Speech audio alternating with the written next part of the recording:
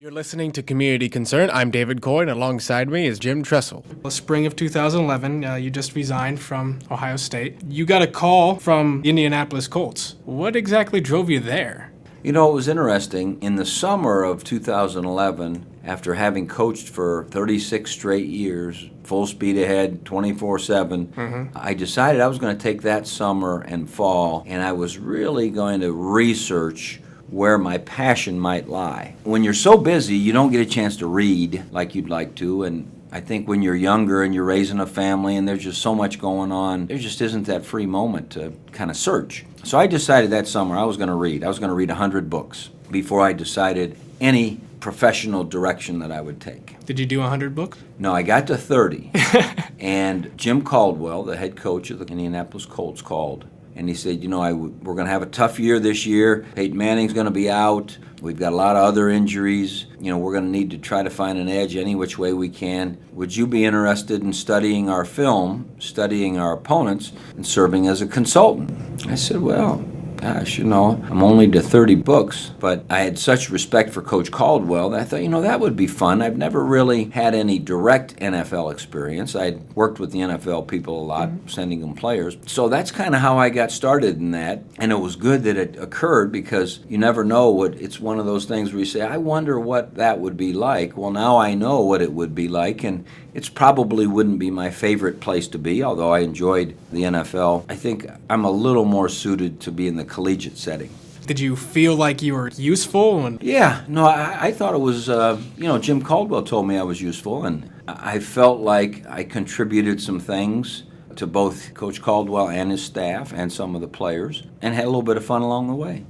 There were rumors that later on that year that you coming to Akron and taking over the head coaching job because Rob Ianello was no longer here, and people were putting you with a sweater vest with the Akron logo on. Did you ever consider about applying for the Akron head coaching position? No, I really didn't. I had known Dr. Proenza for a long time, and I knew Tom Wistrcill, the director of athletics. So I had talked with them a little bit about just their general view of where they thought that their program needed to go, but never in a kind of a vantage point of it being me, just of, hey, here's what we need at the University of Akron. Being an alum, you know, I had a vested interest. I've heard somebody that you were part of like the hiring committee. Is this true or? No, I was more of a sounding board. Okay. They had a committee that met here on campus and, you know, had actual interviews and so forth, and I wasn't a part of any of that. They did call me up a couple times and say, hey, have you heard of this guy? Have you heard of this guy? Have you heard of this guy? But no, I wasn't part of the committee. Well, in 2012, you were thinking about coming back to Akron. What was the conversation like with Dr. Proenza about this new position that you're here? You know, it was an interesting first couple weeks of January for me because there were a couple other colleges that I was involved in discussion with about going to work with them on their academic side.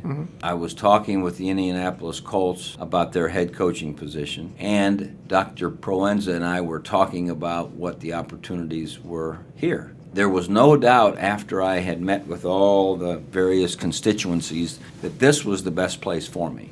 I felt learning from him would be very valuable. Being back in Northeast Ohio would be exciting. Being back at my alma mater would be rewarding. And we kind of left it open-ended as to exactly where I would end up focusing my times. Because of the rapid change of what goes on a college campus and the needs and so forth, we just decided that I was going to get here and I was going to get settled in and I was going to observe, study their situation, and see where they thought they could use a little assistance. After being here a month, we'd figure out where I should take my energies, and that's what we do. And I had that kind of faith in Dr. P. You know, I knew that whatever it was he needed done, I wanted to do, and whatever it is he needed done, I'm sure I would enjoy doing. Were you thinking that Dr. Proenza was the main reason what drove you here, or was it just because it was your alma mater here? I think the fact that it was kind of back home, number one, and that I believed in his plan, and obviously I was enthralled with the transformation that had been made since he was here. The appreciation for that, but also the awareness that we got a lot of other things we've got to take care of and it's going to be challenging. And of course, what competitive person doesn't want to challenge? What kind of things do you do like throughout your workday? Well, it depends on which of my areas I'm focusing on at that moment. I have what I call my 5 R's. And my first R is recruiting. The admissions office is in my division. If I'm on the phone at night with a student or with a parent or a guidance counselor, or it might be with our admissions staff doing something, it might be off campus in a high school, whatever. But some days the R for recruiting takes precedence. Some days the R for retention. Retention is simply student success. When students come here, we want to retain them. We want to make sure they're progressing toward their degree and completing. So some days I'm in meetings about that, trying to get the best plans put together for the best student success. The third R that I'm a part of is what we call relevant learning, which is trying to create as many opportunities as we can for our students to co-op or intern or clinical or whatever it is, so that they can go out and show potential employers, here's what I'm made of. Watch me work. Watch my creativity. Watch my communication. And so some days I'm very involved in that R. Fourth R is readiness. Not only do we need our students to finish and get their diploma, we need them to be ready to compete. There's a lot of what we do where we discuss very strongly what is it we can do to give our students the edge, whether it be the relevant learning things or rigorous curriculum, or what can we do to have our folks ready.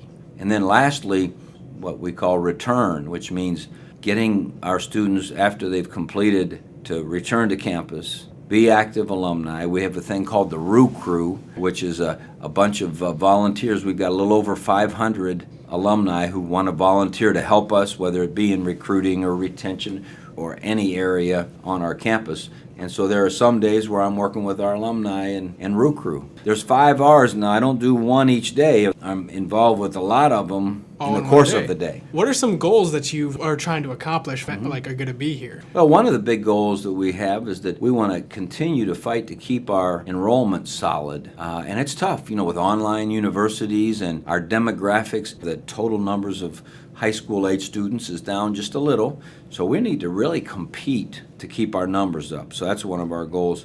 We want to get our retention rate higher. One person dropping out doesn't make us happy. We want to move our retention rate up significantly. On that relevant learning side, our goal is to have 75% of our students before their career ends have some semester where they're doing a relevant learning scenario, whether it be an internship, co-op, a study abroad that has something to do with their major.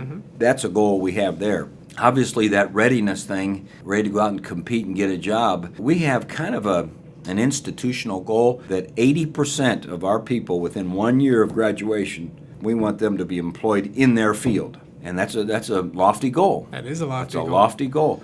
And then in terms of what are our goals for our alumni, we've got about 150,000 alumni out. My goal would be someday to have 10% of them really actively helping, not just giving money. Anybody can give money, but coming back to campus, actively trying to recruit new students for us, or hire our students for internships and co-ops, or hire our students after they graduate in their companies. But I'd like, at some point in time, have 10% of that 150,000 not just proud and have one Akron U shirt, but to be actively involved, which, again, that's right, 4 months ago we were at 0, and then we started the RU Crew. Now we have 500 people, and that's just since July. So 10% would be what I guess, that would be 15,000 people. So we got a long way to go from 500 to 15,000, but can you imagine what we could do with 15,000 active alums?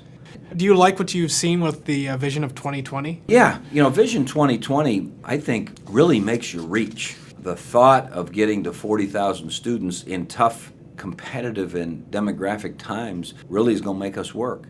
To get us up over $1 billion in gifting, I think we're a little over halfway there, but we want to be total $1 billion in gifting by 2020.